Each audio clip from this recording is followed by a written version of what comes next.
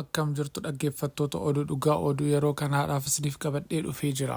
Fuula YouTube kana subscribe gochuu hin dagatina. Warri subscribe gootanis namoota biraa akka qaqqabuudhaaf like share gochuu hin dagatina. Oduun guyyaa har'aadhaaf isiniif qabadhee dhufee dhaadachoo obbo Taayyee Danda'aa akkasumas malaammaltummaa dhaabbata biyyoolessaa EBC keessatti mul'ataa jiru kan saaxilu akkasumas sigigaachuu lafaa godina Jimmaa keessatti mul'atudha. Gara oduu bal'inaatti yeroo dabarru ministeerri deetaa ministeera nagaa kan turan obbo Taayyee Danda'aan abukaatoo malee guyyaa kaleessaa mana murtiitti dhiyaatanii jiru. Obbo Taayyeen doorsisaa fi sodaachisoo koreen hojii raawwachiiftuu abukaatoo isaanii irratti taasisaniin wal qabatee abukaatoo isaanii hojjetanii argachuudhaaf dhabuun oolmaa dhaadacha caamsaa 18/2016 akka lakkoofsa Itoophiyaa ol irratti obbo Taayyeen ibsanii turani. Haa ta'u malee obbo Taayyeen guyyaa kaleessaa abukaatoo malee mana murtiitti dhiyaatanii turani. Mootummaan abukaatoo akka dhaabuu fi yeroo gaafatamanitti abukaatoo mootummaan dhaabuu akka hin barbaanne obbo Taayyee mana murtiitti himuun himannaan isaaniis abukaatoo malee akka ilaalamuuf eeyyamameeraafi.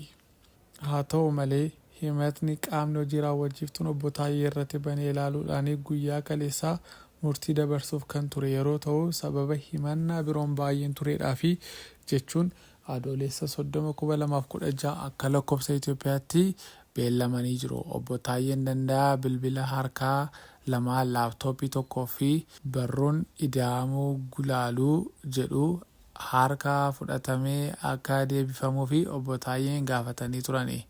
Akkasumas maatiin isaa mana keessa jiraatan ture keessaa akkaataa adeemsa seeraa hin hordofneedhaan baafamanii mormuu iyyatee ture. Gaaffilee mirga kanaan duraa gaafataniin deebii kennamuu dhabuu obbo Taayyeen cimsanii mormanii jiru. Kabajamoo mana murtii hojii akka baay'atu nan hubadha. Gaaffileen mirga kanaan duraa ana gaafadhee ni jiru jechuun qabeenyi koo humna poolisiitiin to'atamee akka naaf deebifamu manni murtii ajaja haa dabarsuu malee naaf hin deebine jedhanii gaafatanii jiru. Akkaataa heerri biyya keeyyata 13 labsuun miseensi koree hojii raawwachiiftuu seera kabajuu qaba. Taayyeetu akkas jedhee dubbate. Oduu lammataatiin miidiyaan biyyaalessa Itoophiyaa Broadcasting Corporate EBC jedhamee kan beekamu keessatti neetwoorkiin malaammaltummaa olaanaan jiraachuun sanadi keessoo dhaabbaticha OMN argatee mul'isee jira jedhamee jira. Hooggantoonni fi hojjettoonni EBC baay'inaan dhalattoota saba tokko qofaa ta'uu isaanii sanadichi addeessee jira. Hooggantoota sadarkaa garaagaraa EBC 237 keessatti 75 dhalattoota saba Amaaraa ta'uu sanaddi kun eeree jira. EBC'n akka miidiyaa biyyaalessa tokko gochuutti gochoota malaammaltummaa hordofee saaxiluu osoo qabu ofiisaatiyyuu jidduutti malaammaltummaa fi loogii ta'uu maddeen keessoo dhaabbatichaa ibsee jira. Barootaa fi namoonni EBC akka hooggananii muudaman namoota malaammaltummaa keessatti muuxannoo qabanii fi hariiroo isaanii waliin qabaniin gara dhaabbatichaatti fiduun caasa saamichaa uummatanii saamaa turuu sanadichi mul'isee jira. Addatti bara 2009 akka lakkoofsa Itoophiyaa irraatii jalqabee namni miidiyaa biyyaalessaa EBC keessatti qaxaramu namoota naannoo tokko ta'uu kan eeruu ragaan sanadi kun yeroo namoota fudhatan dursanii odeeffannoo fudhachuudhaan namoota isaaniif ta'uu dhaabbaticha keessatti galchuun saamicha raawwachaa turanii jechuun ibsamee jira.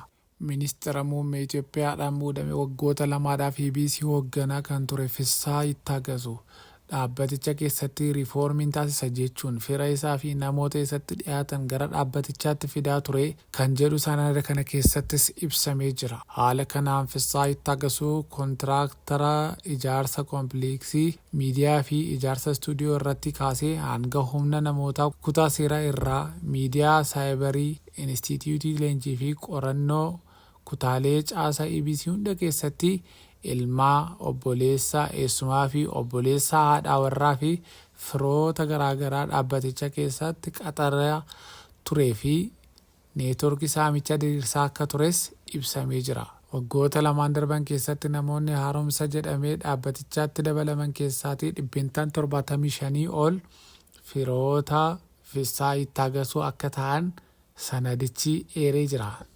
Namni kun muuxannoo fi ga'umsaan kan achi galan osoo hin taane wal beekumsaa fi firummaa dhaabbaticha keessaa kan makaman ta'uunsaa ibsamee jira. Kanarraan kan hafe kanneen hafanii damee afaan Oromoo, Somaalee, Tigraay fi Affaar irraa hojjetu jedhee sanadichi.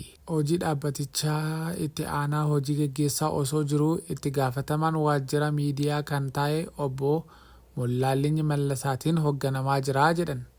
Dipaartimentoonni miidiyaa 50 keessaa daayireektarri dipaartimentii 34 dhalatoota naannoo Amaaraa akka ta'anis ibsamee jira. Dhalattoonni Oromoo ga'umsa olaanoo fi dandeettii dhaabbatichaa gaggeessuun qabanii bakka homaa murteessuu hin dandeenyetti ramadamuu fi dhiibbaan bal'aan irratti raawwatamuun sanadichi ibsee jira.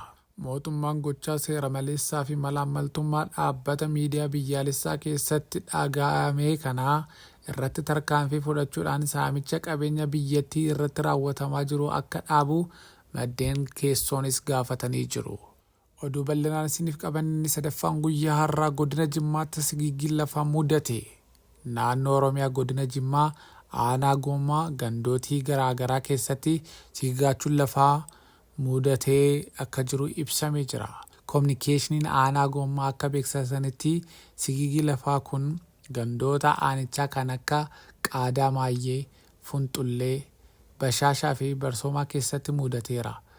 Rooba humnaa ol roobaa jiruun wal qabatee sigigii lafaa tibbana aanaa kana keessatti mudate kanaan miidhamni lubbuu namaa irratti qaqqabe kan hin jirre ta'us hawaasni balaa kanaaf akka hin saaxilamneef qophii dursaa fi of eeggannoo gahaa akka taasisuu bulchiinsi aanaa Gommaa dhaamsa isaa dabarsee jira. Tibbana kana naannoo kibbaa Itoophiyaa godina Goofaatti balaa sigigii lafaa mudateen lubbuun namootaa darbee 229 ol darbuunsaa hin yaadatama. Oduma wal qabatuudhaan Yuunaayitid Neeshin lakkoofsi namoota Goofaatti sigigaachuu lafaan du'anii 500 ol ga'uu akka danda'u ibseera. Hanga ammaatti reeffi 257 akka argames dubbatee jira. Namoonni kibba Itoophiyaatti godina Goofaatti balaa sigigaachuu lafaa mudateen lakkoofsa namoota du'anii hanga kamisaa adoolessa 24 2024 akka lakkoofsa warra Itoophiyaatti 257 akka ga'ee ture dubbatamee jira. Balaan wal fakkaataa kun godina Jimmaa keessatti mudachuu akka danda'u kan dubbatames akkasumas of eeggannoodhaa fi balaa kanatti akka hin saaxilamneedhaaf uummanni of eeggannoo jabaa gochuu akka qabus himamee jira. Balaan sigigaachuu lafaa kun Itoophiyaa keessatti barana bal'inaan kan mul'ataa jiru yeroo ta'u balaa hamaadhaa fi kan yeroon itti uumamu adda baafamee hin beekamne sababa ta'eedhaa fi to'achuudhaaf kan nama rakkisu akka ta'es himamee jira. Dhaggeeffattoota oduu dhugaa oduun yeroo kanaaf isiniif qabadhe kana fakkaatu turani. Fuula YouTube kanaa like, share, subscribe gochuu hin dagatina. Oduu biraadhaan amma walitti deebinutti nagaadhaan tura.